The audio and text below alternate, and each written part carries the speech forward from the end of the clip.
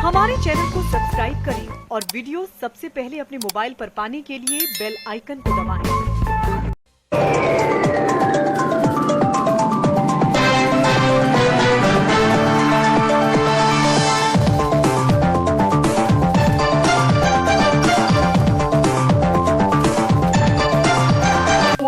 यहाँ से भी जो आपका गंगा एक्सप्रेस वे बन रहा है वो फर्रुखाबाद सीमा के 5 किलोमीटर की दूरी पर केवल, हम ये कहते हैं फर्रुखाबाद के अंदर नहीं है, लेकिन यहाँ से 27 किलोमीटर इस सरकारी धन का दुरुपयोग करने के लिए नहीं है। एक गेस्ट हाउस से भी काम चल सकता था, वहाँ 5 बड़े मोस्ट वीआईपी, अभी मैं गया था सैफई में, मोस्ट वीआईपी बहुत अच्छे गेस्ट हाउस जो लखनऊ में भी नहीं बने हैं।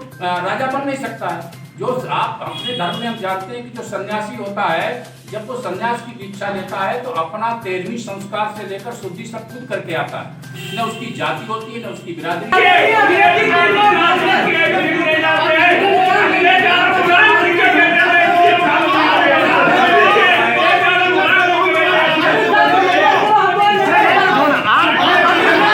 और अब बिल्कुल चुनाव ही चुनाव है।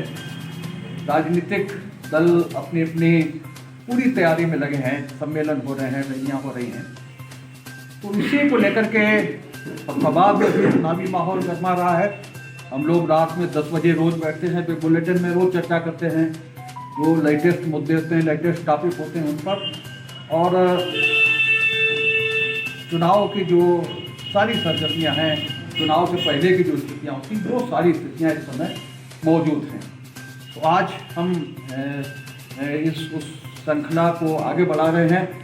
आज हमारे बीच हम परिचय करा दें आज के जो पहले अतिथि हैं आज के इस कार्यक्रम के, सत्यपाल सिंह हमारे वरिष्ठ नेता हैं भारतीय जनता पार्टी के, और लोक संघ के अध्यक्ष हैं, 2-3 बार अध्यक्ष रहे हैं। सत्यपाल सिंह जी हमारे अतिथि हैं, आप समझाएंगे और उसके बाद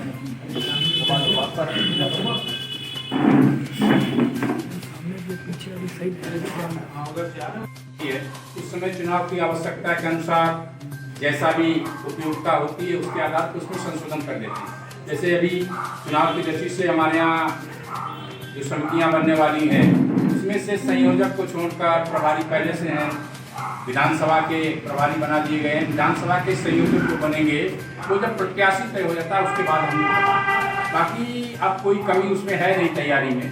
हमारी बूथ की रचना ठीक से होती है, हमारी सेक्टर की रचना ठीक से होती है। हम अगर तय करते हैं तो 24 घंटे में हर बूथ पर हमारा एजेंट खड़ा हो जाता है। जब हम तय करते हैं तो 24 घंटे में हर बूथ पर हमारा बस्ता पहुंच जाता है।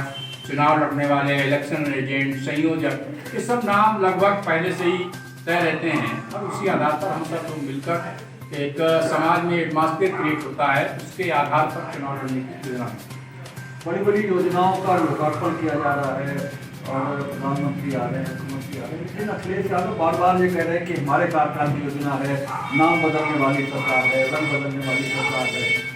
ये जो कंफ्यूजन पैदा किया गया है उससे कैसे निकलेंगे? देखिए, हमारे और दूसरे की बात नहीं होती।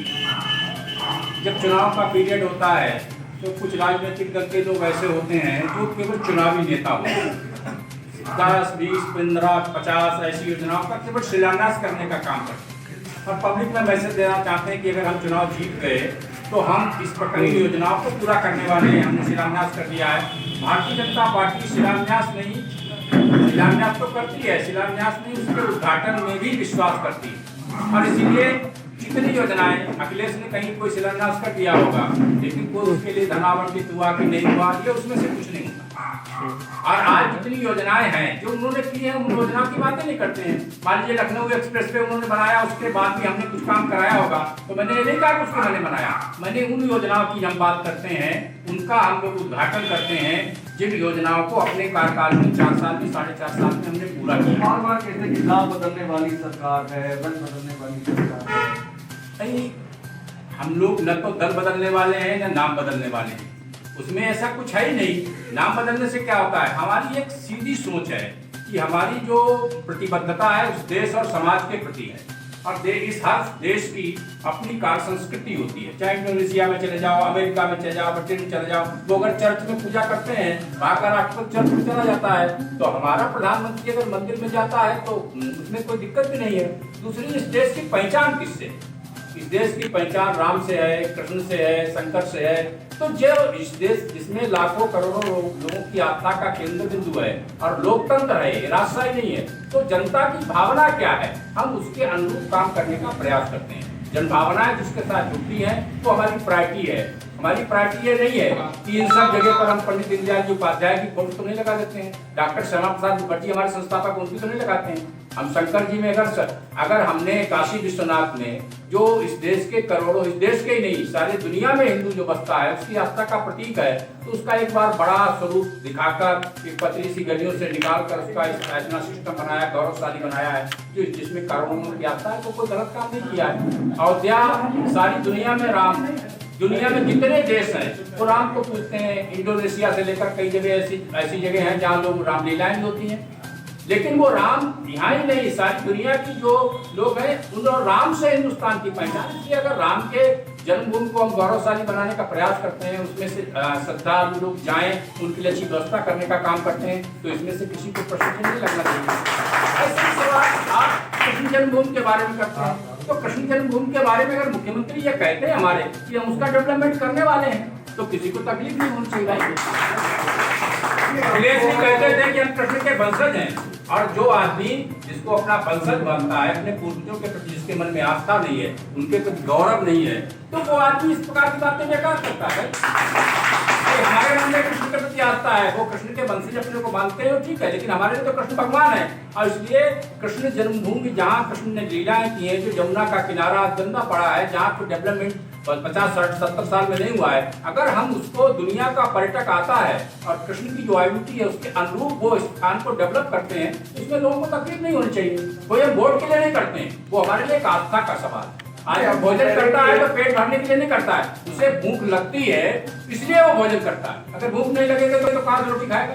तो ये हमारी आस्था का सवाल है, हमारे इस देश के खोए गौरव को वापस लाने का सवाल है, और इस देश की आइडेंटिटी जिससे पहचान है, वो पहचान को जिंदा रखने का। आपको कह रहे कि आपके पास तो एक ही रंग है, हमारे पास 7 रंग है। हाँ, तो भाई बहुत से दल उनके पास 15 रंग हो सकते हैं, 15 पार्टियां करती हैं, 15 पार्टी में लोग जा सकते हैं। हमारा देश, हमारे सवाल नहीं है, मेरे लिए एक सीधा सवाल है कि हम तो एक रंग को पसंद करते हैं, जो इस देश का केसरिया रंग है, जिसके कारण आज आप पूजा करते हैं ना, तो आप केसरिया झंडी लगाते हैं ना, उसमें से लगाते हैं। तो हमारी तो आस्था का सवाल है जिससे इस देश की आइडेंटिटी है, पहचान है। हम तो इस देश के गौरव को आगे बढ़ाना चाहते हैं, खोए गौरव को, जो कभी किसी पीरियड में जो हमारे लिए गुलामी के प्रतीक हो सकते हैं, जो हमारे लोगों ने आलस से कभी किया होगा, ओवर कॉन्फिडेंस में जिन स्थानों के, जिन चीज़ों को लोगों ने कहीं परिवर्तित किया होगा, कहीं हमारी गलती के कारण, हमारी चूक के कारण, हमारी नीति के कारण। जैसे आज लोग कहते हैं कि हम सातों को करते हैं, हम तो सातों को करते हैं, लेकिन सामने वाला मुझे मानता है कि नहीं मानता है, सवाल इसका है। और उसी आधार पर हम यथार्थ जो इस देश की स्थिति है, उसके आधार पर ही देश का डेवलपमेंट, देश का विकास, देश के महापुरुषों की आइडेंटिटी और पहचान बनाने का काम पार्टी कर रही है। इसमें कोई राजनीतिक बात नहीं। बार बार कह रहे हैं कि मुख्यमंत्री फोको नीति पे चल रहे हैं, कहीं जो भाषा। एक चीज बताइए, ये लोकतंत्र है, और रात के 12 बजे अगर लड़की जाती है तो उस लड़की को अपने घर सुरक्षित पहुंचने का अधिकार है कि नहीं? इस देश की न्याय व्यवस्था अपने हिसाब से है। शासक का काम क्या है? शासक का काम ये है कि हर लोकतंत्र में हर आदमी के स्वाभिमान, सम्मान और जान, इनकी सबकी सुरक्षा का काम करे। और मुख्यमंत्री वो करते हैं जिन्होंने इस देश में ऐसी स्थितियां थी कि आप चले जाइए उसरा मैनपुरी जाते थे, रात में गाड़ी लेकर अगर चले गए, फेफड़ी से दफन हो जाते थे। महिलाओं के साथ क्या होता था, मैं उसके बारे में चर्चा नहीं करना चाहता हूँ।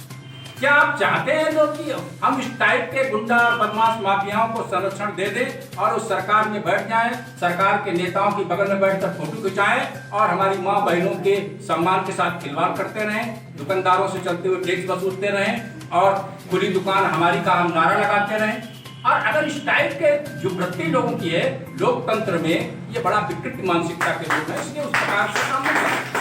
हम सबका साथ, सबका विकास, सबका विश्वास और सबकी सुरक्षा की बात करते, और ये लोकतंत्र में करना चाहिए। कोई राजा हो, इस देश में ऐसे भी राजा हुए हैं जिन्होंने राजगद्दी इसके लिए छोड़ दी, समाज के लिए, प्रजा के लिए, उसकी भावना के अनुसार। भगवान राम तो इतने बड़े यशस्वी राजा थे, उन्होंने एक अपने समाज के एक व्यक्ति ने कह दिया, उसके कारण सीता माता को उन्होंने अगर बाहर कर दिया होगा, कहा होगा कि जब तक वो ठीक से अपनी परीक्षा देकर नहीं आ जाती है तब तक नहीं रहने की बात है। तो जिस देश में लोकतंत्र की इतनी बड़ी मान्यता हो, समाज का इतना बड़ा महत्व है, तो हम समाज की इच्छा के अनुरूप काम करते हैं। ये उसमें कोई राजा बनने की बात नहीं हो, तो खुद राजा है। हमारा मुख्यमंत्री तो राजा बन नहीं सकता है। जो आप अपने धर्म में हम जानते हैं कि जो सन्यासी होता है, जब वो सन्यास की दीक्षा लेता है तो अपना 13वीं संस्कार से लेकर शुद्धि सब खुद करके आता है। न उसकी जाति होती है, न उसकी बिरादरी होती है, कुछ नहीं, वो समाज के लिए काम करता है। तो आज मुख्यमंत्री समाज के लिए काम करते हैं। लोगों ने कह दिया कि मुख्यमंत्री कुर्सी बैठे हैं तो बैठे हैं, नहीं तो मठाधीश थे। समाज का काम इससे पहले आगे जब कहा जाएगा कि आपको मुख्यमंत्री नहीं रह रहा है तो उस आदमी को 2 मिनट सोचने में नहीं लगेगा। जहाँ मान तो बैठे थे वहां चले जाएंगे। छोटे दलों से गठबंधन कर रहे हैं, इसका कुछ देखिए, हमने कहा ना, सबका साथ सबका विकास। ये छोटे दल भी इस देश का ही हिस्सा है, और जो हमारी विचारधारा से प्रभावित हो रहे हैं, जो हमारे काम से प्रभावित हो रहे हैं, जो हमारे साथ कदम से कदम मिलाकर उत्तर प्रदेश के विकास के डेवलपमेंट के बारे में सोचते हैं, तो ऐसे लोगों को साथ लेने में कोई दिक्कत नहीं है। समाजवादी पार्टी छोटे दलों को लेकर के इस बार बड़ा प्रयास है उनका। छोटे नहीं, वो देखिए, प्रयास सब कोई करते हैं। लोकतंत्र में उनको अधिकार है, सरकार में रहे भी हैं, और उन्होंने तब छोटे दलों की चिंता नहीं की होगी जब सरकार में रहे हैं। आज एक बार बसपा के साथ, जिसके साथ मिलकर सरकार उन्होंने बनाई थी, उसी के नेता के साथ जो उन्होंने गेस्ट हाउस में जो काम किया था, शायद हम सब लोगों की वो संस्कृति में नहीं है। तो आज वो लोगों के अपने सत्ता में आने के लिए कब किसका साथ छोड़ेंगे और कब किसकी बेइज्जती कर देंगे, कब किसकी ऐसी तैसी करने वाले हैं, ये उनका कल्चर होगा। हमारे साथ तो अगर एक विधायक वाला भी दल है तो उसको मैं मंत्री बनाता हूँ, उसको सम्मान देता हूँ। जो आता है लोकतंत्र में, ये लोकतंत्र की अपनी स्थिति है, उनका अपना काम है। भाई किसको साथ लेकर चलते हैं, कौन उनकी विचारधारा से प्रभावित होता है, कौन उनके कल्चर से प्रभावित है, उस हिसाब से वो जा रहा है। तो उसमें हमको आपत्ति क्या होगी? महंगाई बहुत बढ़ रही है। देखिए, एक चीज़ मैं बताऊँ आपको कि ये बात ठीक है कि मैं मानता हूँ महंगाई बढ़ गई, तो ये सारी दुनिया में सब जगह की स्थिति। आज एक दिन में महंगाई बढ़ गई ऐसा नहीं है। 70 साल पहले आप मूल्यांकन करोगे तो किसी चीज़ की कीमत क्या थी? आज महंगाई बढ़ गई नहीं है। ये 70 साल में से बीजेपी कितने दिन में आई? जब जो लोग 80 साल के 85 साल के लोग हैं, उनसे जरा पूछिए कि हम लोगों को भी मालूम था कि 5 पैसे के सिक्के से हम सामान लेके आते थे, 5 कंफर्ट मिलते थे 5 पैसे के सिक्के में। 5 पैसे के सिक्के में 5 कंफर्ट मिलते थे। आज 5 पैसे का नहीं, 1 रुपया का सिक्का नहीं चलता है, 2 रुपए का नहीं चलता है, 5 रुपए से नीचे वाले की वैल्यू खत्म हो गई है। तो महंगाई एक दिन में नहीं बढ़ गई। ये भाजपा की सरकार 4.5 साल में आ गई, इसमें महंगाई बढ़ गई, इससे नहीं होने वाला। ये एक सतत चलने वाला सिस्टम है। आदमी के अंदर प्रॉस्पेरिटी बढ़ गई, डिमांड बढ़ गई। आप देखिए, पहले लोग एक कमरे के मकान में 4-5 लोगों का परिवार रहता था, कोई जरूरत नहीं होती थी, नीचे टाइल्स लगे हों, नीचे साइड सब। आज आदमी की जब लाइफ स्टाइल आदमी का बढ़ता है, आज एक 1-2 गाड़ियां कहीं सड़क पर निकलती थी, आज आप अभी निकल के आइए 50 4 व्हीलर मिलेंगे आप। किसी के पास गांव में एक आदमी के पास मोटरसाइकिल होता था, कुछ रेयर लोगों के पास साइकिल होती थी। तो आज जो स्थितियां, जब प्रॉस्पेरिटी बढ़ती है तो प्रॉस्पेरिटी के साथ आज लोगों का, महंगाई के साथ आप देखिए कि जीवन में खुशहाली बढ़ी कि नहीं बढ़ी। अब एक बात जो आज हमारी सरकार का सोच है, उसमें से बात ये है कि हम चाहते हैं कि कुछ लोगों का स्तर बढ़ा है, कुछ के पास गाड़ियां हैं, कुछ के पास मोटरसाइकिल है, कुछ के पास साइकिल है, कुछ के पास अच्छे मकान है। लेकिन हम चाहते हैं कि जिनके पास कुछ नहीं है, आज जिनके पास कुछ नहीं है, तो ये सरकार उनकी चिंता करती है, उनका भी जीवन स्तर धीरे धीरे बढ़ता चला है। और इसीलिए राशन, हमें लगा कि कोरोना के कारण कुछ लोग पैदा नहीं कर सकते हैं, तो हमारा जब सवाल उठा तो हमने राशन के लिए भी डबल राशन, अभी तो डबल राशन करने का प्रयास कि भाई लोग खाएंगे कहाँ से, लाएंगे कहाँ से, जिनका 1-1.5 घंटे में 1.5 साल में लोग धंधा चौपट हो गया।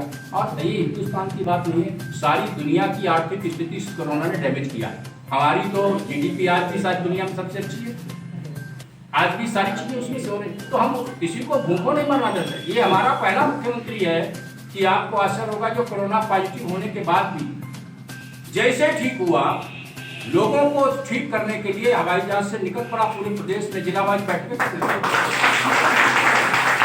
अपनी जान की परवाह नहीं की।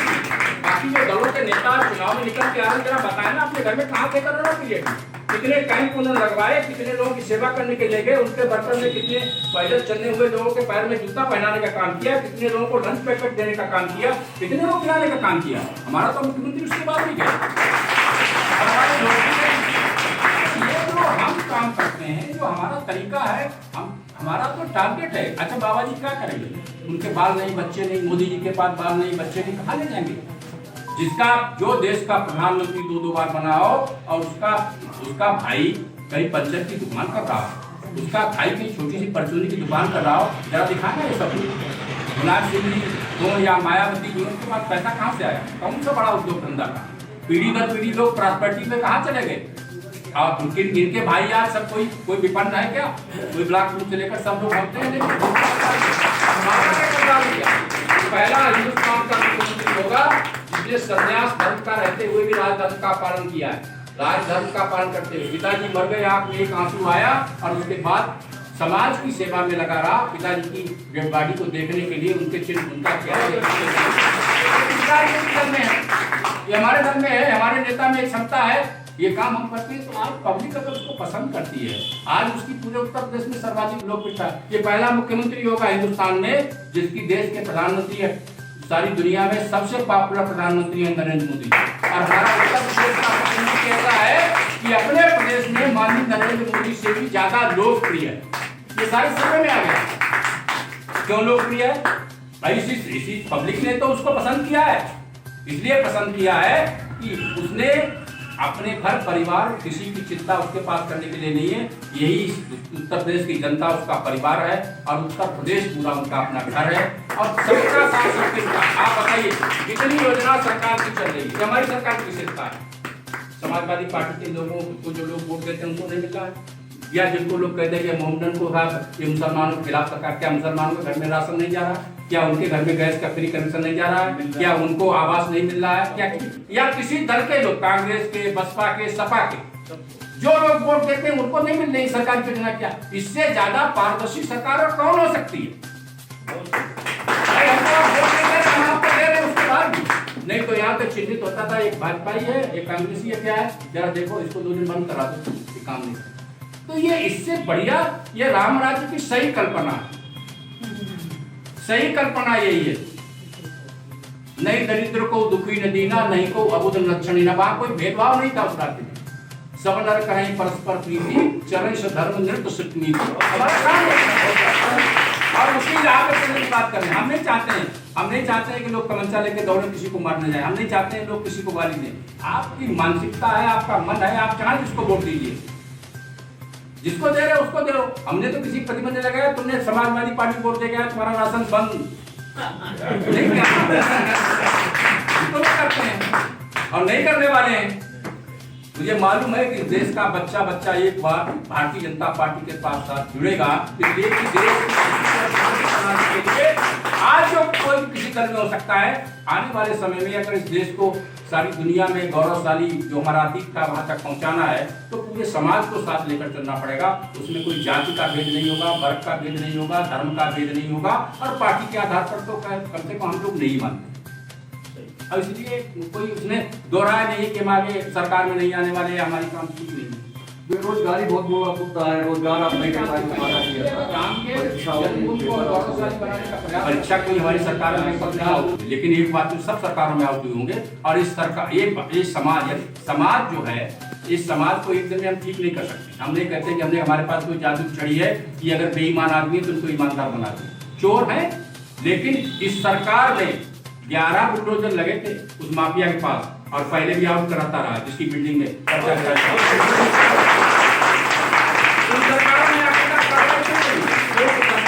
हिस्सेदारी की प्रचार कराने, हमारी हिस्सेदारी नहीं थी।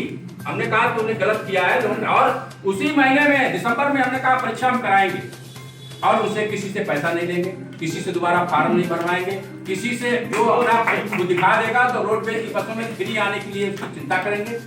और लेकिन जिसने गलत काम किया है, इसलिए कारण क्या है, परीक्षा क्यों? और पहले क्या होता था, IAS IPS की परीक्षा का आप देख लीजिए, इंटरव्यू में क्या खेल होता था, एक समाज के एक व्यक्ति के एक पार्टी के लोग उसमें से चुने जाते थे। ये तो इतना खुला बेशर्मी के साथ ऐसा पक्षपात लोगों में करते थे, तो नहीं करते। कोई किसी की बात करता है, कोई किसी की बात करता है। हमने तो नहीं कहा क्या समाजवादी पार्टी के वोट देने वाले लोग इस सरकार में नियुक्ति नहीं पाए हैं क्या? इस देश में पहली बार ये सिस्टम हुआ है कि हमने इंटरव्यू का सिस्टम खत्म कर दिया। रिटन परीक्षा के आधार पर पुलिस में ऐसे तमाम लोग, सैकड़ों हजारों लोग ऐसे भर्ती हुए हैं उसका शोर नहीं है, हम उसको गाते नहीं है कि भाई हमने बहुत कर दिया है, लोगों के घर में चिट्ठी पहुंच गई है, उसने तब जाना कि हमारी नियुक्ति हो गई। तो इतना पारदर्शी तरीके से, इतने सही सिस्टम से हम कर रहे हैं, उसमें हमने छाटा नहीं है कि किस बिरादरी के लोग हैं और किस पार्टी के लोग और किस धर्म के लोग। तो हमारी इतनी इससे मतलब हाई कोर्ट में तमाम केस पड़े थे, नौकरियां जब लोगों की निकलती थी, कितने हाई कोर्ट में केस पड़ते थे, कितनी परीक्षाएं हाई कोर्ट ने कितनी नियुक्तियां रद्द की हैं, हाई कोर्ट ने कितने निर्देश दिए। हमारे यहाँ हाई कोर्ट को कुछ करने की जरूरत नहीं पड़ी, उनको वो कहता कि परीक्षा रद्द करो, हमने उससे पहले कर दी। तो इसलिए लोगों के साथ अन्याय न हो जाए, जिनकी मंशा वो पूरी न हो जाए, इसके कारण हमको परीक्षा रद्द करनी पड़ी, लेकिन उनका महीने के अंदर ही उसकी परीक्षा होगी और नियुक्तियां उनकी होंगी। अच्छा, आप कहते हैं सब विकास के नाम पर वोट मांगे और जाति कहीं ना कहीं आगे आती, कहराना चले जाते हैं मुख्यमंत्री जाते क्यों चले जाए भाई? अगर आपका घर, हम मुख्यमंत्री कराना जाति के आधार पर नहीं जाते हैं, मुख्यमंत्री कराना इस आधार पर जाते हैं कि जिन लोगों के अपने घर बसे थे, आखिरकार वो लोग अपने घर छोड़ के कैसे चले गए खाली, इसकी सरकार होगी। और हमारी जिम्मेदारी है सरकार की सबको सुरक्षा देना, संरक्षण देना, उनको लाकर जो डर के कारण कोरोना छोड़ के चले गए थे, उनको लाकर उनके घरों में पुनर्स्थापित करना और बताना कि कानून का राज्य है, इसमें किसी गुंडई नहीं चलने वाली है। गुंडई कारण छोड़ के चले गए, या जस्टिस नहीं है क्या? बड़ी मछली छोटी मछली को खा जाएगी, ये गलत नहीं है क्या? अगर लोगों ने ऐसा किया है तो उसके खिलाफ क्या दिक्कत? जिन्ना का मुद्दा वो जिन्ना आपको नहीं कहते ना, जिन्ना आपको अच्छे बात सुनना चाहते, हम तो मानते हैं जिन्ना देशद्रोही का, जिसने धर्म के आधार पर। आज आप बात क्या कर रहे हो? आज कहते हो भाई धर्म की राजनीति कर रहे हैं, भाजपा के लोग धर्म की राजनीति। आखिरकार धर्म के आधार पर देश का बंटवारा किसने कराया? जिन्ना ने कराया। आज धर्म के आधार पर उस जिन्ना के गीत आप क्यों गाते हो? धर्म के आधार पर वोट चाहते हो ना, और वोट ही नहीं चाहते हो। ये बड़ा ही अराष्ट्रीय काम इसलिए है और जो काम जिन्ना ने किया था, उस काम के लिए समाज के भक्त लोगों को आप प्रेरणा का काम करते हो, उसका मनोबल बढ़ाने का काम करते हो। भाई आप भी मांगिए कुछ तो मिलेगा, ऐसा कैसे हो सकता है? कम से कम बीजेपी की सरकार में ये सब मानसिकता नहीं है और ये सोच भी नहीं है। हर उस सोच को नकारने का काम भारतीय जनता में नहीं, कहते कुचलने का काम, हर सोच को नकारने का काम भारतीय जनता पार्टी करेगी जो इस देश के खिलाफ, जो इस समाज के खिलाफ। और इसलिए जितना की सोच इस देश के खिलाफ थी, बंगाल में तमाम कितने हिंदुओं की हत्या हो गई, इसका एक आधार क्या? पूरा बंगाल में लाशें बिछी रहती थी लोगों, कैसे हो गई? अगर उस समय के लोग सत्ता के लालच में देश का बंटवारा स्वीकार नहीं कर देते, जिन्ना की हैसियत नहीं थी कि देश का बंटवारा कर। और ये सरकार हथियार डालने वाली नहीं है। अगर इस देश के खिलाफ सीमा हो चाहे सीमा के अंदर हो, जो लोग राष्ट्रीय काम करने की हिम्मत करेंगे, उनकी सजा गोली या जेल। सावरकर भी चर्चा में रहते हैं आपकी पार्टी के। सावरकर जैसा देशभक्त कौन हो सकता है भाई? जिसको आजन्म कारावास मिला, क्यों मिला उसको? सावरकर ने अपने घर के लिए मकान की लड़ाई लड़ी, अपने घर की लड़ाई लड़ी, देश की लड़ाई लड़ी, देश की स्वतंत्रता की लड़ाई लड़ी, अंग्रेजों के खिलाफ लड़ाई लड़ी। और सावरकर देशद्रोही कैसे हो जाएगा भाई? उसने कोई अपने लिए तो नहीं लड़ाई, अपने बच्चों के लिए नहीं लड़ी, अपनी पत्नी के लिए नहीं लड़ी, अपने मकान के लिए नहीं लड़ी, उसने तो देश की लड़ाई लड़ी। और देश के लिए, देश के हित में जो लड़ाई लड़ने वाला है, जो विरोधियों और आक्रांताओं के खिलाफ जो संघर्ष कर रहा था, तो सावरकर खराब कहां से हो? विचार अलग हो सकते हैं भाई, किसी का विचार हो सकता है कि देश का बंटवारा हो जाए, सावरकर का विचार नहीं था कि देश का बंटवारा हो जाए। किसी का विचार हो सकता है कि ये जो है ये जिन्ना राष्ट्रवादी है, सावरकर का विचार हो सकता था कि ये राष्ट्र विरोधी है। तो ये विचार अलग हो सकते हैं, कोई जरूरी नहीं कि हमारे विचारों से सारे लोग सहमत हों, लेकिन हम एक बात पर कोई समझौता नहीं करते हैं, जिसने भी इस देश के लिए काम किया। हम तो मुराद सिद्दीकी की तारीफ करते हैं, उन्होंने कहा था कि एक बार मोदी की ओर जन्म तो यही आने वाले हैं।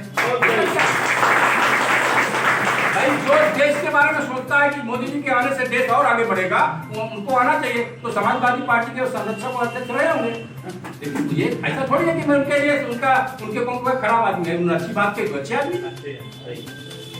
इसलिए वो यहाँ व्यक्तिगत कोई लड़ाई नहीं है, न दल की लड़ाई है। यहाँ लड़ाई इस बात की है कि इस देश और समाज को सही दिशा में कौन ले जाने का काम करता है, इस देश के खोए हुए गौरव को कौन वापस ला सकता है, इस देश में खोई हुई सुख समृद्धि को कौन वापस ला सकता है, इस देश में हर आदमी को न्याय कौन दिला सकता है, इस देश में हर व्यक्ति के डेवलपमेंट की चिंता कौन कर सकता है?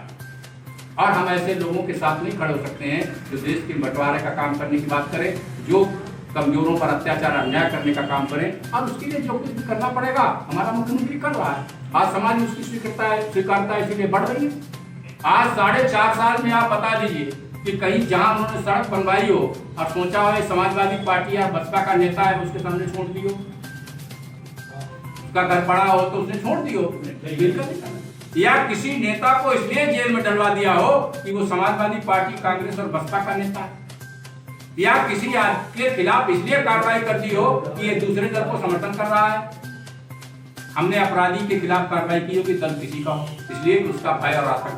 ऐसे गुंडे को अगर हमने जेल में डाला जिसके खिलाफ 10 जजों ने हाई कोर्ट में सुनने से इनकार कर दिया, ऐसे गुंडों को हमने जेल में डाला है जिसके आतंक के कारण लोग इलाका खाली कर जाते थे, जब निकलते थे लोग कहते कि छप जाओ, अंसारी आ गया है, निकल जाओ यहाँ से। जिसका कानून जो वो तय करता था 1-2 जिलों में वही होता था, नहीं होता था तो वो गोली मार देता था, नहीं होता था तो लोगों के साथ जो उसका विरोध करता था वो वहां रह नहीं सकता था।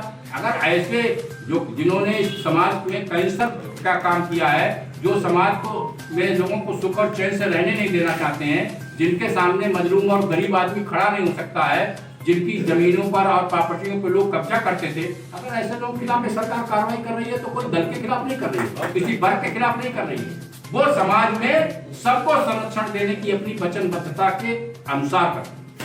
प्रियंका गांधी ने जो घोषणाएं की हैं 10 लाख का राजस्व, तो उसमें क्या बात है भाई? अरे किसी आदमी की जबान में क्या लगता है? हम अभी यहाँ से कहते हैं मैं देश का प्रधानमंत्री हो गया तो कब प्रधानमंत्री हो जाऊंगा? पार्लियामेंट के चुनाव हार ये उनके जवान में क्या है?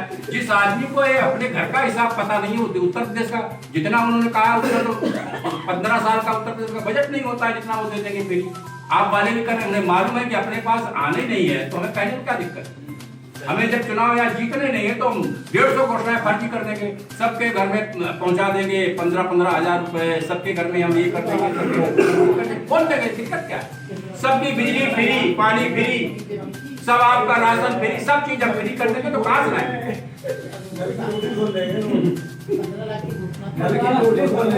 क्या? अरे वो विषय कुछ छोटा। अच्छा, आखिरी सवाल आपसे कि इटावा के आप हमारे हैं मुलायम सिंह किस तरह से वहाँ इटावा में हमारे पास 3 में से 2 विधानसभा, इटावा का पार्लियामेंट का मेंबर हमारा है। अब इसलिए मुलायम सिंह या अखिलेश या शिवपाल किसी का कोई बड़ा भारी परमानेंट इटावा उनके नाम पट्टा था, वो पट्टा भारतीय जनता पार्टी ने खत्म कर दिया। ऐसा कुछ नहीं है कि वो इटावा उनका है क्या कि इटावा में उन्होंने कोई अच्छे काम नहीं किए, केवल अपने लोगों को डेवलप करने का काम किया, इसलिए 3 में से 2 विधानसभा हमारे पास है, पार्लियामेंट हमारे पास है। और जिस विधानसभा में बीजेपी हारी है, आपको आश्चर्य होगा, उस विधानसभा में भी हमको 78,000 वोट मिले थे विधानसभा में जसवंत नगर। अगली बार हम वो भी जीतने वाले। वहाँ ऐसी कोई चीजें हो जाएंगी कि बड़ा भारी उनका प्रभाव हो जाएगा, बड़ी कुछ नहीं, ऐसा कुछ है नहीं। तो बड़ा विकास की बात है, बिजली को तो विकास तो आप अपने घर का किया है ना, नेताओं का विकास हुआ है, उनके घर का विकास हुआ है। आपने सैफई में 5 बड़े सब विभागों के बड़े बड़े अच्छे गेस्ट हाउस बने हैं, तो सैफई के विकास से पूरे उत्तर प्रदेश का विकास हो जाएगा क्या? या पूरे जिले का हो जाएगा? सैफई के अलावा बाकी जिले में क्या है भाई? आपने जिस सरकारी धन का दुरुपयोग करने के लिए नहीं है, एक गेस्ट हाउस से भी काम चल सकता था। वहाँ 5 बड़े मोस्ट वीआईपी, अभी मैं गया था सैफई में, मोस्ट वीआईपी बहुत अच्छे गेस्ट हाउस जो लखनऊ में भी नहीं बने होंगे, ऐसे 5 विभागों में बने हुए हैं। ये पैसे का दुरुपयोग नहीं हो क्या है? आप अपने गांव का डेवलपमेंट करिए, लेकिन केवल अपने ही गांव के डेवलपमेंट करेंगे आप, और बाकी इटावा का नहीं होगा, बाकी जगह का नहीं होगा, तो बात ठीक नहीं है। और इसीलिए पब्लिक को लगा कि तुमने सैफई का किया तो सैफई वाले वोट थे, बाकी इटावा को तो नहीं किया, और बाकी का अगर किया होता तो चुनाव हारते थे। चलिए, अब आप लोग सवाल पूछना चाहते पूछिए। एक सवाल मैं पूछना चाहता हूँ कि आपने कहा कि इटावा का, कन्नौज का या बदायूं का, ऐसे भाजपा भी कर रही है, केवल गोरखपुर का और बनारस का। फरुखाबाद के हिंदुओं ने 4 विधायक जिताए, 1 सांसद जिताया, फरुखाबाद में कोई विकास नहीं, ऐसा क्यों? फर्रुखाबाद में कोई विकास नहीं हुआ है, ये बात ठीक हो सकती है कि पर्टिकुलर कोई प्लेस कोई चीजों का नहीं हुआ हो, लेकिन आप फर्रुखाबाद उत्तर प्रदेश में कितने जिले आते हैं? तो आप हम एक बात करें ना, आप 75 जिले हैं ना, तो अब आप ये देख लीजिए कि जो आज मुख्यमंत्री जी कितनी जगह घोषणा कर, कितने हॉस्पिटल 18 मेडिकल कॉलेज बनाने की बात है, सब जगह मेडिकल कॉलेज नहीं बन जाएंगे। कोरोना काल के बाद भी यहाँ डेवलपमेंट की बात, आप एक बात कह सकते हैं कि सड़कों का निर्माण की बात कर, किसी चीज में क्या बताओ, कोई भी चीज बनी हो, पर्टिकुलर क्या चीज, कोई भी एक नाम बता दीजिए। क्या चीज की जरूरत है? देखिए हॉस्पिटल पहले से सवाल पूछने के तरीका नहीं, सवाल के बाद जवाब हो जाए तो तर्क नहीं किया जाता। एक बार सवाल आप उसमें से अच्छा यहाँ लोहिया हॉस्पिटल इतना बड़ा पहले से बना है, दूसरा हॉस्पिटल के बनाने की जरूरत क्या? नंबर एक, मैं कह रहा हूँ किसी ने बनवाया, आपके यहाँ बना है तो लोहिया हॉस्पिटल आपका बना हुआ है, सड़कें यहाँ की बनी है नगर पालिका के द्वारा, नगर पालिका में भाजपा नहीं है, और नगर पालिका के द्वारा जो सड़कें बनाई जा रही है वो सब आप सबके सामने वो भी बनी है। अच्छा, और यहाँ बिजली यहाँ आती है, ऐसा तो नहीं कि नहीं आती है। अच्छा, और डेवलप यहाँ डिग्री कॉलेज है, यहाँ जीआईसी डिग्री कॉलेज भी है, यहाँ जीआईसी इंटर कॉलेज भी है, लड़कियों के लिए भी है लड़कों के लिए भी है। हॉस्पिटल इससे बड़ा आसपास में कहीं नहीं, जो बाद में पीजीआई स्तर का है वो सैफई में यहाँ से 100 किलोमीटर दूर है। अब आप एक चीज मुख्य उसमें से ये है कि आपकी अपेक्षा क्या है कि यहाँ और क्या चीज हो सकती थी, हमारा विषय उसमें था। जैसे बड़ी लाइन यहाँ हो ही गई, इसको बनना है, डबल लाइन जब होना होगा तो होगी, अब उसमें से बचा क्या है? इलाहाबाद के लिए आज तक कोई ट्रेन नहीं है यहाँ से फर्रुखाबाद से। नहीं, इलाहाबाद के लिए ट्रेन है, लेकिन बीच में, लेकिन आप सुन लीजिए, एक्सप्रेस ट्रेन कोई इलाहाबाद आप एक्सप्रेस की बात कर रहे हो ना, आप एक अभी इलाहाबाद आपकी सिंगल लाइन है, और उन्होंने ट्रेनों की जो घोषणा की थी, कोरोना के पीरियड में सारी ट्रेनें बंद थी, कोरोना के पीरियड में सारी ट्रेनें बंद थी, यहाँ बनारस तक ट्रेन यहाँ से जा रही थी वाया इलाहाबाद। अब आपको ध्यान नहीं होगा तो बनारस तक 2-3 ट्रेनें एक्सप्रेस यहाँ जाती थी, 2 साप्ताहिक थी और डेली कोई नहीं है, ये बात हम आपकी मानते हैं, डेली नहीं है, लेकिन 2 साप्ताहिक थी और एक इलाहाबाद के लिए पैसेंजर भी जाती थी, लेकिन ये कोरोना पीरियड में सारी ट्रेनें बंद थी, अब फिर से वो चालू होने लगा।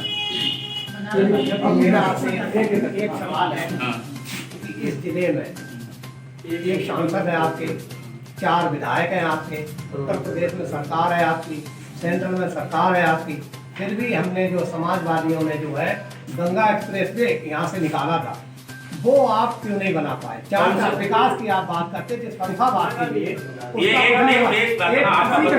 इसी के साथ एक और जुड़ा हुआ कटाई में सम्मिल है, कई सालों से बंद पड़ा है, उस पर आपने कुछ नहीं किया, इन 2 को जवाब दीजिए। देखिए, नंबर 1 को समाजवादी सरकार में गंगा एक्सप्रेस वे की बात भी नहीं हुई थी, घोषणा की बात आप नंबर 1 तो ये बात। तीसरी चीज है कि ये किसने कहा था कि फर्रुखाबाद से होके जाने वाली है, इसकी भी घोषणा नहीं हुई। एक गंगा एक्सप्रेस मैं बात कर रहा हूँ ना, आपको फर्रुखाबाद से उसके यहाँ से जाने की कोई घोषणा नहीं हुई। लोगों ने एक प्रयास किया, एक सर्वे हुआ, मैं बता रहा हूँ आपको, सर्वे हुआ।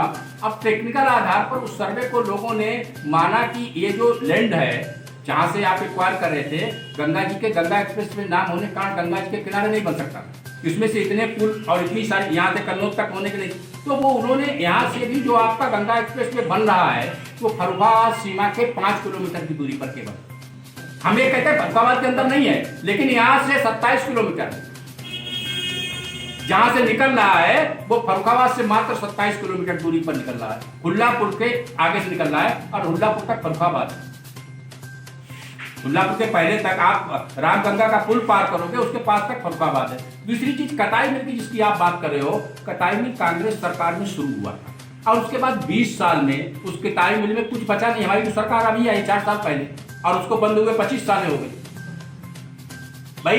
अब वो कटाई मिल इस लायक नहीं रहा कि जो कटाई मिल में सारी मशीनें सब चीजें डैमेज हो गई, और कटाई मिल जब उस सरकार में वो सफल नहीं हुआ, वहाँ उसको क्या कमी रह गई, क्या उसको मटेरियल की नहीं रहा था, तो उसके बारे में जो खड़ेर चीज हो गई है उसके बारे में तो अब कोई चीज नहीं। लेकिन बात ये है कि किसी और उद्योग धंधे के बारे में सरकार, एक सरकार तो जब आपकी आती है तो चली जाती, उसके बाद ये हम आपकी एक विषय तो मानते हैं कि उन सारे विषयों को भारतीय जनता पार्टी के जो जनप्रतिनिधि हैं उनको परसुएट करना चाहिए था, और उस अनुपात में उस सीमा में वो अपने विषय को उतना परसुएट करके लोग नहीं कर पाए होंगे। हम ये नहीं मानते कि भाई उन्होंने सब काम कर लिया, और अभी सारे काम इसलिए नहीं, अब आगे आने वाली 5 साल की 5 साल तो लोगों के 2-3 साल तो इसमें 2 साल तो कोरोना ही चले गए।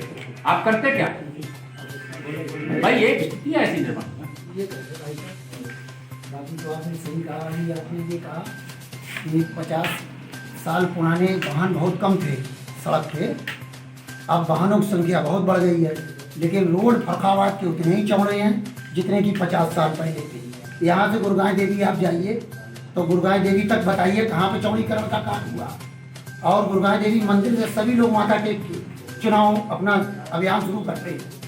और आज काफ़ी दिनों से एक प्रक्रिया चल रही है तो गुरुगांव देवी के फुटपाथ को चौड़ीकरण कर दिया जाए। और इस विषय पर साहब हर जगह आदमी जाके अपनी अपनी बात रख रहा, और हर प्रतिनिधि वहीं से अपनी रथ यात्रा की शुरुआत करता है, और जब वहाँ से शुरुआत करते हो वो लाखों की संख्या में वाहन लाते हो, हजारों की संख्या, तो वो वाहन कहाँ पे खड़े हो? अगर पट्टी चौड़ीकरण आप कर दोगे, आज वहाँ पर ज़्यादा एरिया चौड़ा है, लेकिन अगर आप चौड़ीकरण आज करते हैं तो कल आपके वाहन साइड से तो खड़े हो जाएंगे, जिससे कि आप अपनी चुनाव की तैयारियों के साथ साथ और फिर सभी माथा टेकने जाते मंदिर। ये आपका विषय ठीक है, लेकिन गुरुगांव देवी में एक आपकी जानकारी बता दें कि पीछे एक बड़ा हाल बन रहा है, वो हमारे ही जनप्रतिनिधि के द्वारा बनवाया जा रहा है। पीछे जो बड़ा हाल बन रहा है कि जैसे वहाँ लोग जाते हैं, पानी बरसने लगा तो कहाँ रुकेंगे, कहाँ करेंगे, कहाँ बैठेंगे, तो वो हमारे जनप्रतिनिधि मेजर सुनीता दुबे के द्वारा बनवाया जा रहा है। जहाँ तक चौड़ीकरण की वहाँ बात है, तो जितनी सड़क चौड़ी है वहाँ पर, ये बात ठीक है, उसमें पटरी में काम वो नगर पालिका की सीमा में अभी वहाँ तक आ रहा है। अगर आप लोग भी उसमें से परसुएट कर लेंगे, मुझे लग रहा मनोज जी भी उनकी जो स्थिति है वो उसमें बिछाने का काम में कोई दिक्कत नहीं, तो सड़क बनी है, थोड़ा थोड़ा वहाँ 5-5, 7-7 फीट पड़ना है, तो उसमें हम लोग भी परसुएट कर लेंगे। कोई भी कर लेगा तो नगर पालिका के चेयरमैन हमारे नहीं है, लेकिन उसके बाद भी मुझे मालूम है कि अगर उनसे कह दिया जाएगा तो उसको वो पूरा करेंगे। और दूसरी सेकेंडरी ये बात है, आप दूसरी बात आप करें, जहाँ तक सड़क की बात है, तो हम इस सड़क पर इतने लोगों की दुकानें बनी हुई हैं मेन मार्केट में हम किसी की दुकानें ढहा के चौड़ा नहीं करते। हाँ, सरकार ने हमारी व्यवस्था की है कि पटिया के पीछे आप दुकान लगाओ, तीसरे चौथे दिन पुलिस घूमती है, सिटी मजिस्ट्रेट घूमते हैं, डीएम साहब ने खाली भी कराया था, लेकिन आखिरकार वो इंक्रोचमेंट करने वाले लोग कौन है? वे लोग तो हमारे हैं। कल को तो किसी दुकानदार के 2 लाठी मार देगा पुलिस वाला, तो पूरी यूनियन और आप सब लोग खड़े हो जाएंगे, पुलिस में तो दुकानदारों की पिटाई हो रही है। तो ये सब विवेक से ही हमारे दुकानदार जो पटिया जो उनकी नाली है उसके पीछे अपना सामान लगाएं, तो लाठी और बल का प्रयोग सरकार करे, तो उसके बाद तो इशू बनेगा। आप चाहते हो कि भाई पुलिस, अब एक दिन पुलिस चली जाएगी, 4 लोगों की लट मार देगी, 15 दिन बना रहेगा, और उसको आप ही उसको इशू बनाए। चलिए जी जिलाधिकारी जी, आपसे ये विषय चाहेंगे जानना कि यहाँ से एक रिंग रोड पास हुआ था, जहाँ तक मेरी जानकारी थी, उस पर चर्चा भी चली। नहीं हुआ भैया, अब जिलाधिकारी जी को जवाब देने दो भैया। नहीं ठीक है। तो जहाँ तक मेरी जानकारी में था कि यहाँ से रिंग रोड की एक चर्चा हुई, तो साहब वो चर्चा होके ही साइलेंट मोड पे चली गई, उसका कहीं कुछ जिक्र ही नहीं हुआ। तो हम आपसे ये जानना चाहेंगे क्या इस पर कोई पार्किंग चल रही है या ये भी साइलेंट मोड पे चलेगी? ये हम आपसे इसकी बताएं, जब पॉलिटिकल लोग होते हैं, जब उस प्रकार के समाज के बीच में बैठते हैं, तो चर्चाएं तमाम प्रकार की होती हैं, और वो स्वीकृति की बात नहीं है, लेकिन वो उसका न तो कोई सर्वे हुआ, न उस संबंध में कोई विषय आगे बढ़ा। एक प्रपोजल सरकार ने अभी लास्ट में 2-3 महीना पहले यहाँ के जनप्रतिनिधियों को दिया है, लेकिन वो इतना टिपिकल है अभी तक का कि रिंग रोड निकाला, एक तो बाईपास आपका इधर से है ही, और पीछे से कहाँ से निकाला जाए। रिंग रोड जब पीछे बैक में, जैसे इधर से पीछे से निकाले, एक तो बाईपास आपका ऑलरेडी बना हुआ है, 2 हैं, ठंडी सड़क वाला, एक उसके आगे वाला। तो इसमें बाईपास के लिए भी अभी कोई, जब तक आप संतोषजनक कोई विषय नहीं आएगा कि कहाँ से निकल सकता है, तब तक उस पर कोई विचार नहीं हुआ था, ना कोई ऐसा अभी तक बना। जो सही बात है उसमें से ये चर्चा चले। हमारे शहर फरखावाट में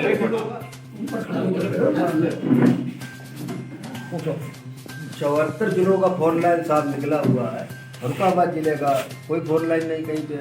अमृत योजना आया था, अमृत है कि फरुखाबाद जिला का एक कुछ भी आप करें, या तो ये कहें कि वो ट्रैक से बाहर है, 74 जिलों का नहीं होगा, 58 कम जिलों का होगा। 58 जिले थे अमृत योजना। कोई बात नहीं। लेकिन हम जो बात आप करें, और फरुखाबाद से 4 लेन का एक ही रास्ता है जिसका प्रपोजल हमारे विधायकों ने अभी दिया है। हो सकता है अगली सरकार में आपको मिल जाए, और उनको बहुत पहले देना चाहिए था। हम मानते कहीं उसमें से चूक होगी। ये जो केवल 4 लेन फरुखाबाद से 42 किलोमीटर पड़ता है तालिग्राम, जिससे अगर 4 लेन हमारी बन जाती है तो उसको तो हम कर सकते हैं। दूसरा एक प्रपोजल और आ गया 4 लेन का, आपको लेटेस्ट आज आप देख रहे होंगे, बैवर से लेकर और मोहम्मदाबाद ये पूरी सड़क खराब पड़ी है। ये क्यों खराब पड़ी है? इसमें गड्ढे हैं। ये इसलिए कि ये जो आपका प्रपोजल है, इसी प्रपोजल में स्वीकृत हुई है यहाँ से बरेली तक 4 लेन। अब वो और इसके कारण वो गड्ढे भी नहीं बन रहे, उनका डिपो वहाँ है और उनके उसके लिए पैसा भी स्वीकृत हो गया है। वो जैसे ही काम शुरू हो जाएगा वैसे एक 4 लेन आपको ये मिल जाएगा। मोहम्मदा जो आपका बेवर से आया है बरेली तक का 4 लेन फरुखाबाद होकर ही निकलेगा, ये आपको मिल जाएगा, उससे जुड़ जाएगा। सर 4.5 साल में फरुखाबाद के लिए ऐसा क्या आपकी सरकार ने, आपके जनप्रतिनिधियों ने विकास किया, उसके बारे में बताना। तो रोड है यहाँ की कोई सही है ना, जाम की समस्या को आपको निजात। आप एक जनरल चीज बात करते हैं। नहीं आप हमें एक चीज बता जी जी, जैसे जाम की बात है, जाम के लिए हमने आपको बताया ना कि हमने पूरे फुटपाथ खाली कराए। हमने लोगों को कहा कि नाली के पीछे जाइए, और लोग गए भी कुछ दिन, 4 दिन बाद मजिस्ट्रेट ने किया। लेकिन आखिरकार दुकानदार कौन लोग हैं? हमारे आपके भाई हैं ना। कल को पुलिस 2 लोगों के लठ मार देगा तो पूरा बाजार बंद कराने कौन निकलेगा? आप बताओ ना, कौन बंद करने निकलेगा? आप निकलोगे ना। कहोगे साहब ये सरकार जाति कर रही है, व्यापारियों को मार रही है। और व्यापारी को लिए 2 बार, 1 बार, 3 बार, 4 बार प्रशासन ने प्रयास किया और सबको खाली करा दिया। सबसे कहा कि आप बैग में अपना सामान लगाइए, नाली के अंदर न लगाइए। और आधी सड़क घेरे लोग खड़े, कौन लोग खड़े? ये जिम्मेदारी लोकतंत्र में केवल सरकार की नहीं होती, लोकतंत्र में जिम्मेदारी आम पब्लिक की भी होती है। ये हमारी आपकी भी जिम्मेदारी है। ये सरकार किसकी है? हमारी आपकी है। तो अगर सरकार का काम है कि आपको गाइडलाइन देना, सरकार का काम है उस चीज को निर्देशित कराना। अगर सरकार लट से इसको कराएगी आपके ऊपर, भाई आप लोकतंत्र है, लाठी चला देगी तो कल को बाजार बंद हो जाएगा, शुरू हो जाएगा। कई बार पटिया तोड़ी गई और टाइम सेंटर पे आके फिक्स हो जाता है। नहीं, टाइम सेंटर आपने और एक चीज देखी होगी, टाइम सेंटर भी काट के उन्होंने आधा बनाया है, लेकिन वो बन गया पूरा। ठीक है, बनाने वाले लोग हैं भाई। हाथरस की बेटी के साथ जो घटना हुई थी, लोग जानते हैं, उसमें मैं आपसे ये सवाल पूछना चाहता हूँ कि ये भारतीय जनता पार्टी जाति देखकर ये जो है मुआवजा तय करती है, अभी तक उनको 1 रुपया मुआवजा नहीं दिया गया। और दूसरी बात ये कि अगर वो दलित हिंदू, अगर भारतीय जनता पार्टी दलितों को हिंदू मानती तो क्या आधी रात में उस बेटी का अंतिम संस्कार किया जाता? यदि वो माता पिता उसको तड़प रहते और बार कह रहे हमें एक बार भी बेटी के दर्शन कर लेना, तब भी दर्शन नहीं के लिए हिंदुओं के धर्म में रात में अंतिम संस्कार नहीं किया जाता। अब आपने बता दिया, पूरा सवाल आपका बैठ जाइए। ठीक है। उस घटना के बारे में आप ही नहीं, पूरे देश की मीडिया बात करती थी। 2 दिन तक कोई चीज नहीं थी। राजनीतिक दल के लोग जब पहुंचे उस पर, पुलिस ने, डीएम ने, जिसने भी किया होगा, डीएम ने, अरे पहले मेरी बात सुन लीजिए आप ना, आपने पूछ लिया सवाल। डीएम ने जब किया है वो डीएम का तुरंत तत्काल उस डीएम को हटाया गया। अब जो वहां के उन्होंने मांग की कि इसकी सीबीआई जांच करानी चाहिए। उन्होंने मांग की कि सीबीआई जांच कराइए। पत्रकारों को भी वहां पर जाने नहीं दिया। अरे ऐसा नहीं है, आपको जानकारी नहीं है। आप अच्छा सीबीआई जांच कैसे, किसके कहने को, जरा बताइए मुझे। सीबीआई आपको जानकारी है? सीबीआई आप नहीं, आप मुझे बताइए सीबीआई जांच किसके कहने को हुई? नहीं, कोई नहीं, बोलो नहीं। आप बोले सीबीआई जांच किसके कहने को हुई? भाई सीबीआई की जो जांच हुई है वो किसके कहने को हुई? भाई वो करा दिया, उसको सजा दे दी गई, किसी को फांसी नहीं दे दी जाएगी। और लॉ एंड ऑर्डर जिला का काम होता है, आप पार्टी को नहीं सरकार का कोई भाई जिलाधिकारी नहीं गए, आप उसको ये काम सरकार का है ना, पार्टी का काम नहीं है। और सरकार ने, डीएम ने जो काम किया लोगों ने कहा डीएम ने गलत काम किया, डीएम वहां से उठा के सस्पेंड हटा दिया गया। लोगों ने कहा भाई उत्तर प्रदेश सरकार पर मुझे विश्वास नहीं है, आप जो है सीबीआई जांच करा लो। सीबीआई उसकी जांच हो गई। भाई सारे मीडिया ने मांगा, सबने मांगा सीबीआई जांच हो गया, और सीबीआई जांच में जो लोग दोषी हैं उनको सजा मिलेगी। अब उसको सरकार का इंटरफेरेंस उसमें खत्म हो गया, अब उसमें सरकार कुछ नहीं कर सकती। ठीक है, नेक्स्ट जांच नहीं होती है, ये समाजवादी पार्टी में जांच होती है। अच्छा आप बताओ, जांच नहीं है, राशन दिया जा रहा है, उनका जो जवाब था सीबीआई में किस जांच के लोग हैं? जांच करने वाले सीबीआई में किस जांच के? आप बताओ ना। अरे भाई मुआवजा का है, अरे वो हिंदू है, आपको मालूम नहीं मिला, आपको मालूम नहीं मिला, आपको कैसे मालूम नहीं मिला? सरकार ने मुआवजा भी दिया, ऐसा नहीं है, सरकार ने उनकी पूरी चिंता की है, लेकिन सरकार ने सीबीआई जांच ट्रांसफर कर दिया, इसलिए सरकार उसमें कोई इंटरफेयर नहीं कर सकती है। नंबर एक ये मान लीजिए। और उसमें जांच है तो सीबीआई में किस जात के लोग हैं ये किसी ने पहले पता लगा के जांच कराई क्या? असल में आपके मन में जो जाति का भरा है उसको हम लोग निकाल नहीं सकते। आप जाति के बाहर आ नहीं सकते हो, और हमें उस पर विचार नहीं करना है। जात के बाहर आकर जब विचार करना शुरू कर दोगे आप, तो बात आपकी समझ में आ जाएगी, आपके दिमाग में नहीं आएगी। जैसा कि आप कह रहे हैं जांच देखकर राशन नहीं दिया, जैसे माननीय मुलायम सिंह जी ने यहाँ लोहिया अस्पताल बनाया, उसमें क्या जांच देखकर इलाज होता है? 100 नंबर जो अखिलेश यादव जी ने। अच्छा मुलायम सिंह ने अपने लड़के को क्या देख के मुख्यमंत्री बनाया? जरा बताओ, क्या देख के बनाया? भाई को मतलब क्या देख के बनाया?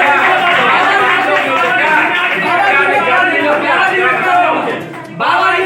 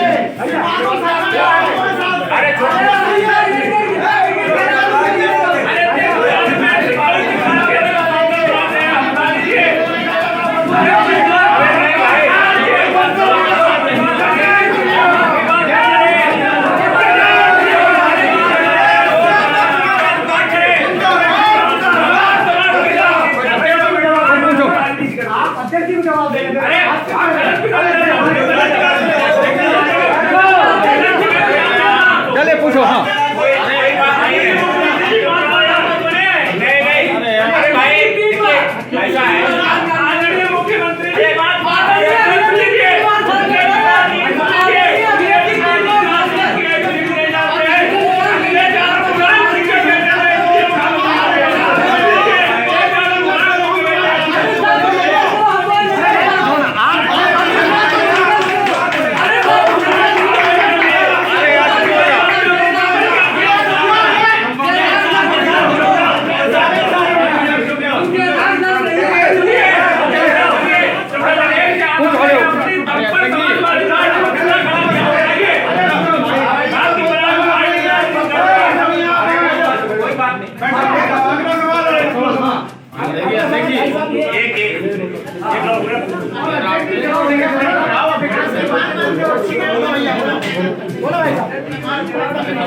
मेरा आपसे एक सवाल है कि 4.5 साल करीब को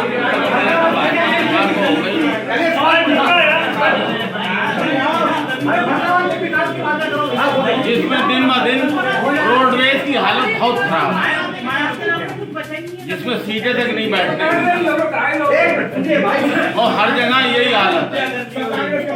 यहाँ कहीं भी रैली होती है 2-2, 3-3 हज़ार बसें लगा दी जाती हैं, जनता बहुत परेशान होती है। मेरा इसका सवाल लीजिए, रोडवेज की हालत क्यों नहीं सुधर रही? अपने तरफ से लेके आए जो बेच रहे हो अपने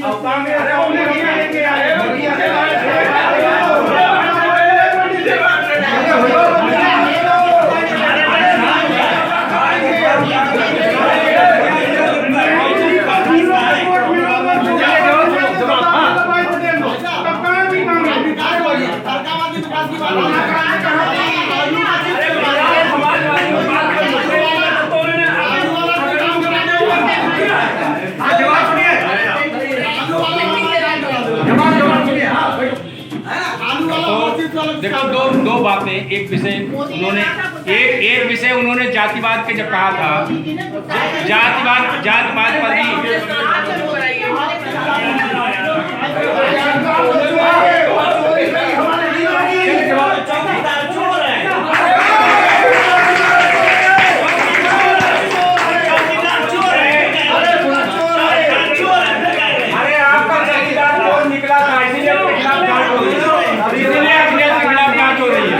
चौकीदार चोर था इसलिए उसके खिलाफ जांच हो रही है ना।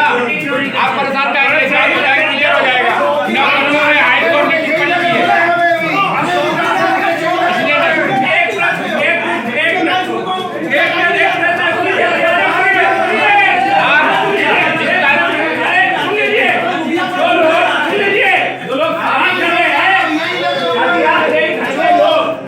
अभी राशन की दुकान से फ्री वाला राशन लेके आए।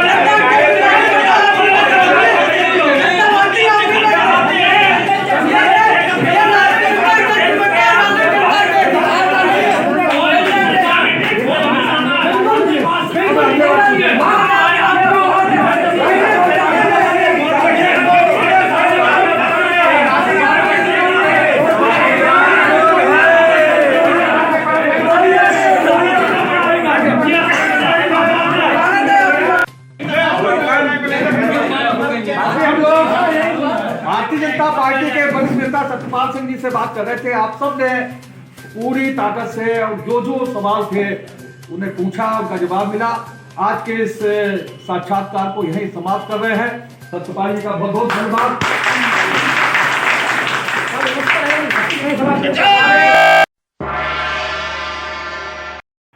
उम्मीद है आपको हमारी ये खबर पसंद आई होगी। आप इसे लाइक करिए, अपने दोस्तों के साथ शेयर करिए, और अगर आप पहली बार हमारे चैनल से जुड़े हैं तो चैनल को सब्सक्राइब करना मत भूलिए। यही आपसे निवेदन है।